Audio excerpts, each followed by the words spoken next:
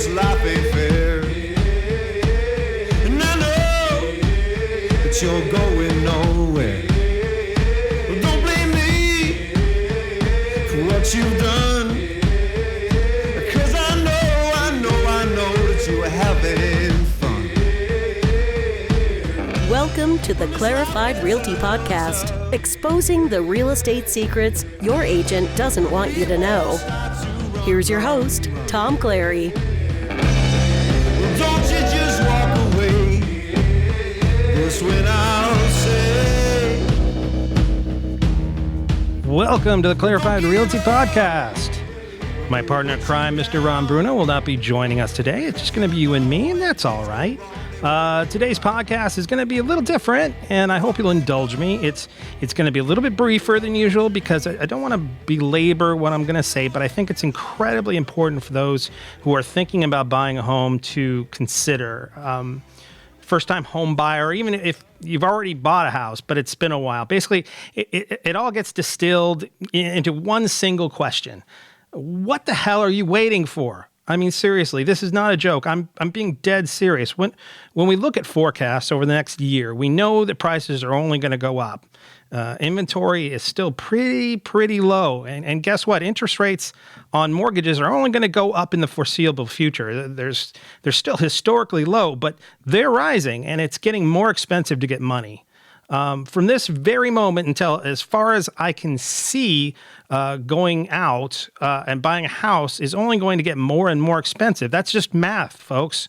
I've said on previous podcasts, I'm not a rocket scientist, but I can add 2 and 2. So I'm going to ask this again, and I really hope that you can take a moment and be honest with yourself and really think about what I'm asking. What the hell are you waiting for? If you are looking for a market bottom, I can assure you got a hell of a long wait, because prices are going to have to stop rising first and then make their way all the way down. So let's say that tomorrow, something happens. We have a disastrous crash, and the increase in home prices finally level off and start falling again. It would still take time for prices to decrease again. And here's the kicker. There's no guarantee that the trough, the low point of any downside, downslide would be any lower than it is right now. Guys, I hate to say it again, but seriously, what the hell are you waiting for? Look, before I really get into this, I want to make sure that I'm talking to the right people that really need to hear this episode today. There are those of you out there that, have stumbled across this podcast and think, maybe someday they want to get out there and buy a house. You're just starting the process. You've just begun to stick your toe in the water. You gathered up the tools to start finding out the information you need, and you're really early in the process, and that's great and all. You're definitely welcome into this conversation. And by the way, this conversation can be very helpful for you too. Actually, what I'm going to talk about today will, I think, act as a really good cautionary tale to you guys to not fall into the same traps I'm about to describe. So please, definitely keep listening. And today's episode is not for those of you that have taken the energy and time to actually go through all the steps that I've talked about in all my episodes so far. Talking to a financial planner, talking to a lender to find out whether or not you have the resources to buy a house. And maybe you've discovered that you just can't buy a house yet. There's absolutely nothing to be ashamed of. I really mean that, because, hey, at least you went out there and you found out the actual information that you needed to find out. And maybe it might be 5 more years, 10 years down the line. I've said it before, I will never, ever try to convince you to buy a house if it's not in your best interest financially or straps you in such a way that you threaten your well-being. I'm not some sort of salesperson agent that only cares about you going out and getting me my commission. So no, this conversation isn't for you either. And once again, you are definitely invited to keep listening. I think this advice will help you out when you're ready eventually. And I've got nothing but respect for you that you actually went out and did the work to find out the truth. But this conversation isn't for you either.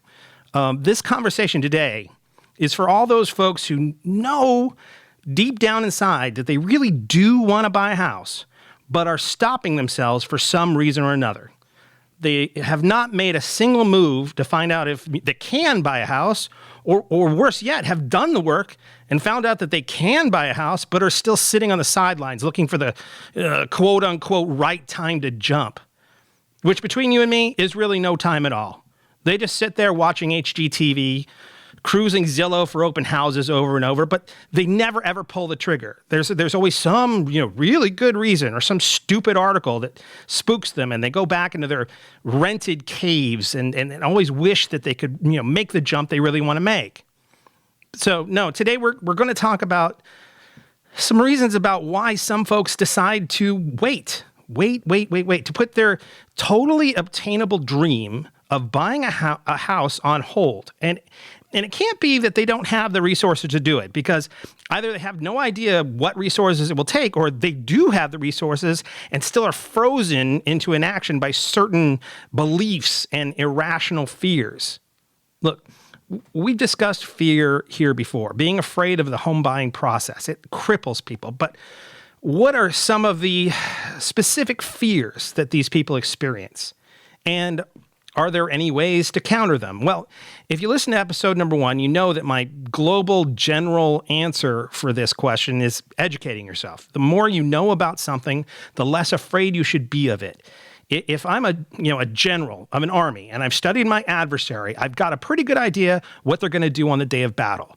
I become more courageous because I know when they move one way, I can move the other way and outflank them, or whatever military terminology you want to use. But let's go ahead and drill down into some specific fears that keep folks on the sidelines and the specific ways that you can potentially fight against them and overcome them. So the first fear I want to describe is what I like to call unrealistic expectations. Unrealistic expectations of what they can or can't buy. And this does work both ways, by the way. When someone starts the process of looking for a home without any proof, they'll say, well, I can only afford this much, and there aren't any houses like that. Or there's even the other side of that argument, I want to get a house in this neighborhood, but I can't afford it. Either way, this person is setting up a totally unrealistic idea of what they can or can't do. Maybe they can get a house in that neighborhood they want. It might not have 2,500 square feet, or a screening room and a pool, but you can probably find something to get into, to get into that hood that you want, or let's say that you have, X dollars, but that could potentially get you into a house that you would love. It just won't be in the area you're looking for. You could potentially get a house that would be amazing, but because they have blinders on, there's just no way they're going to be happy there.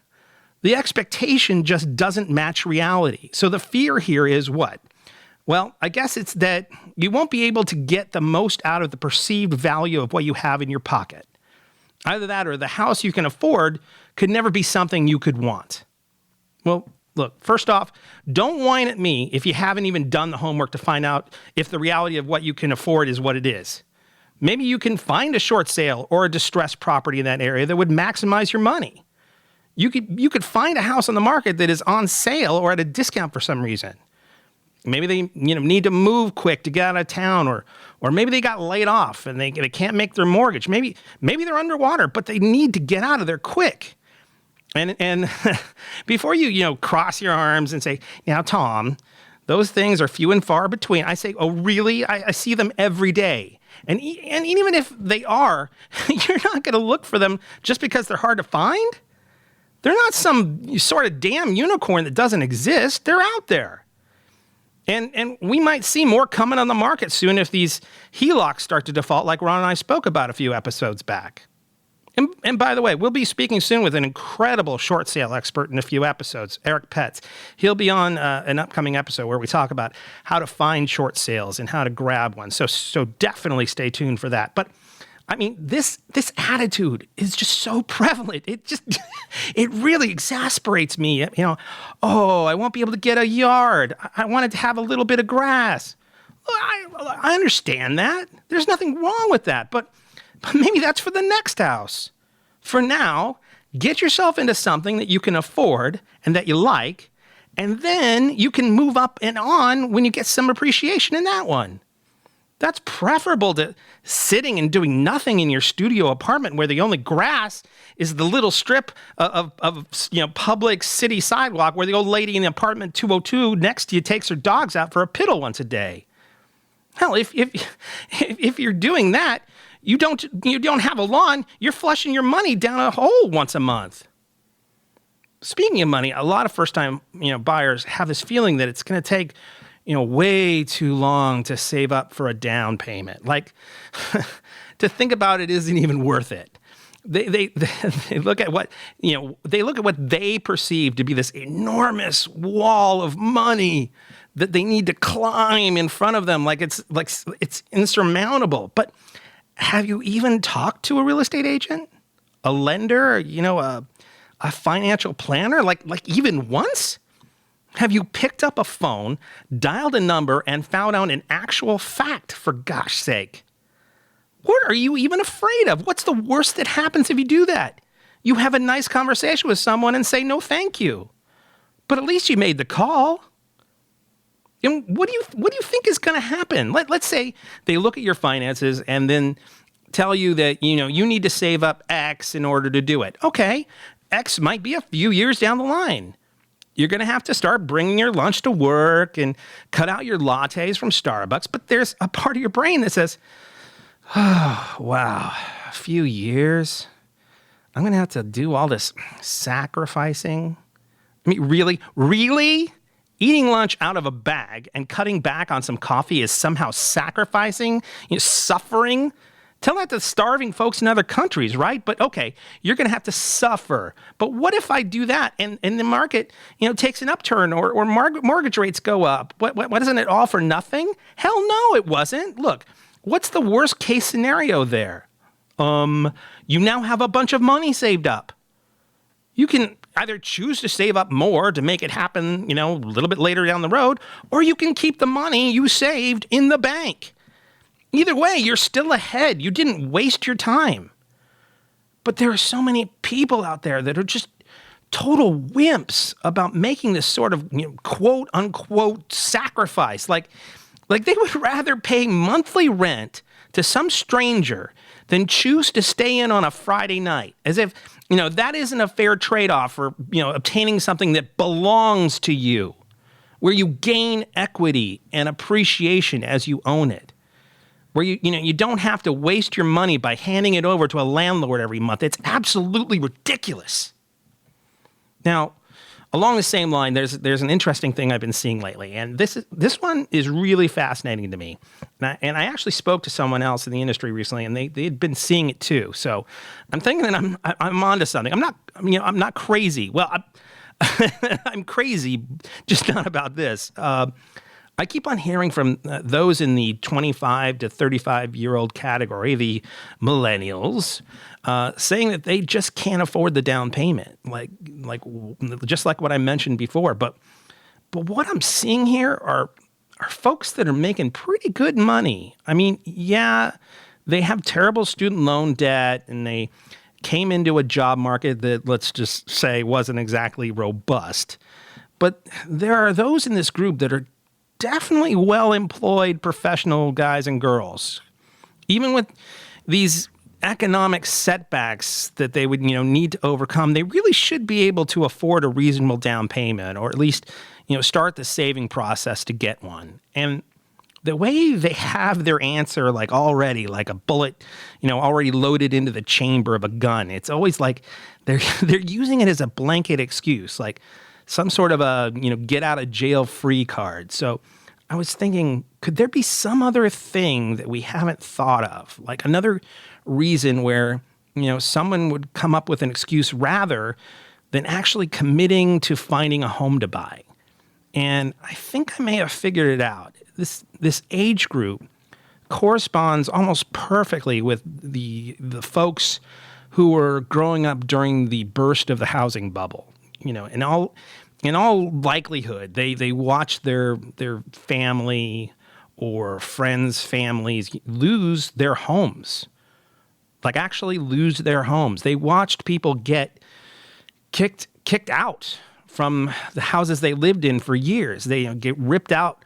It was ripped out from underneath them in many instances. When you think about it, that could create a real fear for those who experienced it, either directly or, all around them on the news. It's like PTSD, but for the housing market. And by the way, on a side note, I sort of laugh when I watch the real estate pundits try to pontificate on why millennials aren't entering the market. Well, they're very mobile phone focused, so we're not doing a good enough job of communicating with them there. Millennials love to text, so that's how you should be interfacing with them. Bullshit. It's bullshit. It's all bullshit. It's like these morons have no ability to look at the context of what they experienced during their most formative years. But here's the deal. I'm 47 years old. Before the crash, I knew what a normal market looked like. I was able to see the value of buying property, holding it, and making appreciation. If 1/3 of my life had been spent watching people I loved, or just people I knew, frankly, frantically packing up boxes while a sheriff waited outside on foreclosure day, it would probably warp my sense of reality a bit too. But here's the deal with that. I understand why you might have that fear. There were too many examples of that happening to ignore. But if you look at the normal cycle of real estate, even with the crash, it comes back. So far, every single time we've had some sort of dip, it has come back. I remember someone telling me at the bottom of the last crash saying, I got a short sale on my house. And I was like, why on earth would you want to do that? And they say, well, it's underwater. Okay. Are you still able to make the payments on it? Well, yeah, sure, but it's not appreciating. Okay, but it will eventually appreciate again. In all likelihood, just by looking at the history of the market, it's going to go back higher than it even was before. If you sell now, you just lost money. If you hold it in 4 or 5 years, you will probably get more money back and then some. Luckily, he listened to me, held his house, and it's worth a lot more now than when he bought it. All because he calmed the hell down and didn't get scared. He didn't freak out. So if you're not getting into the market now because you're afraid that there's going to be another downturn, then let me give you some assurance. You can definitely count on what I'm about to say. In all likelihood, sooner than later, the market will take a downturn. There's no mystery to it. It's just the cycles of up markets and down markets. The real thing you need to be afraid of is doing something stupid like selling when it does go down. Don't panic and jump when things are looking bad. Actually, you should be out there looking for more things to buy when that happens. Everything's at a discount. So all I can tell you is I understand where the fear is possibly coming from. But you have to believe me when I tell you that it's based on people making poor decisions in the first place. Sure, you might get a little queasy when you look at the values heading down during a downward slide. You might get a little vertigo from the drop, but I assure you, the climb back up is lots of fun. When I bought my house, it wasn't quite at the bottom of the market. Things were still heading down a bit. Sure, it wasn't fun when I checked valuations and see that my house had gone down in value by 10%, but I knew inside that it wasn't some sort of tragedy. Things would eventually rise back up. That's just the nature of the market. Now my house has gone up, almost, I want to say 45% in appreciation since then, netting me about 35%, not to mention the equity that I've earned in it by not paying it to some landlord. So if you want to buy, it's not the crashes you should be worried about. It's what you do while you're in them that should concern you. Now, the last fear or issue I want to discuss is all about peer pressure. Everybody is way too concerned about what other people think about them and what they're doing. Way, way, way too concerned. I mean, what if I buy a house and all my friends say it's a terrible time to buy? Or what if my mom and dad say I should wait until prices come down? Look, all of this is predicated on the idea that you think they know more about the subject than you do. Maybe that's true. Maybe that's not. Maybe you've been listening to this podcast and you know more. But what if you think they're wrong? Right? Maybe there's a possibility that you are right. Let's start with parents.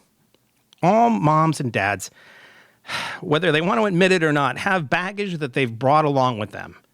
Maybe they went through a foreclosure or a short sale. Maybe they were burned in some sort of way through some sort of real estate deal. Maybe they've just always rented and don't want to see you get hurt like all those nice folks who lost their houses during the crash. Or they've heard on the TV that prices are going to go down if you wait another 6 months. It could be lots of things. It could be that they don't have faith in you being savvy enough to handle the transaction this big.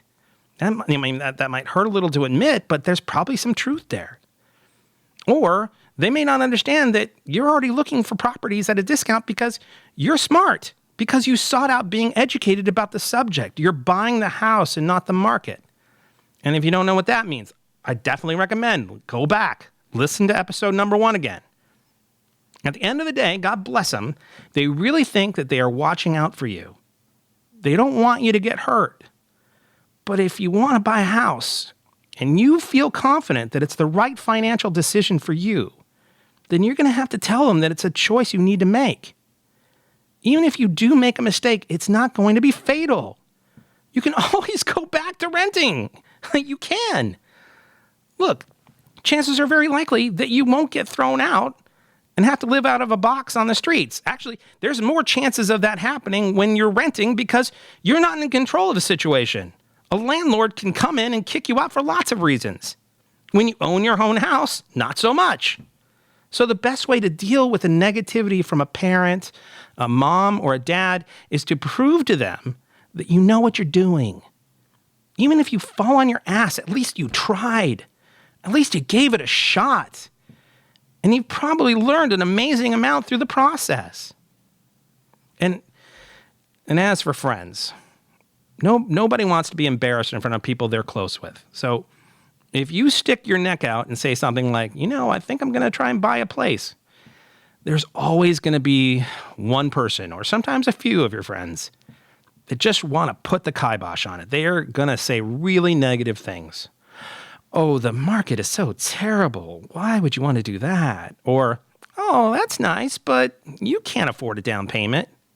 It's just human nature to try and perpetuate the status quo, to keep things the same. So instead of being supportive, they piss on the idea.